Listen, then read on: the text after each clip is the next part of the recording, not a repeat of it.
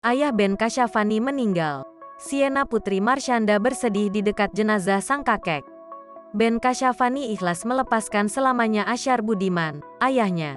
Ayah Ben Kasyafani meninggal dunia di usia 69 tahun setelah mengalami gagal ginjal dan stroke. Selasa, tanggal 29 November tahun 2022, malam.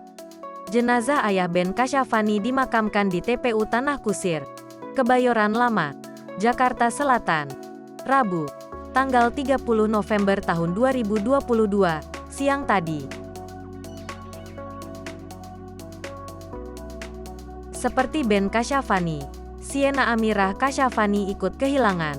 Siena Amirah Kasyafani adalah putri Ben Kasyafani dari pernikahan pertamanya dengan pemain sinetron dan film Marsyanda.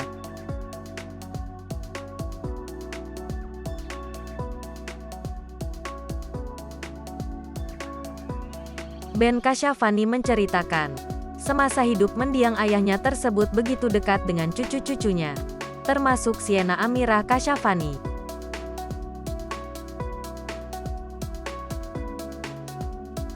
Siena dekat banget sama bapak, kata Ben Kasyafani di rumah duka, kawasan Bintaro, Tangerang Selatan, Rabu sore.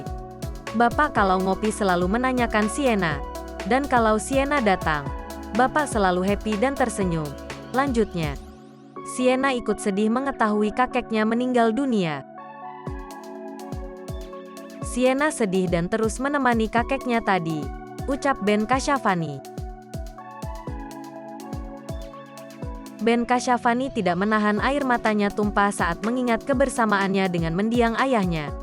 Terakhir makan di kafe itu Bapak sudah bawa tabung oksigen sambil ngobrolin politik, kata Ben Kasyafani. Ketika itu Ben Kasyafani meminta maaf pada ayahnya.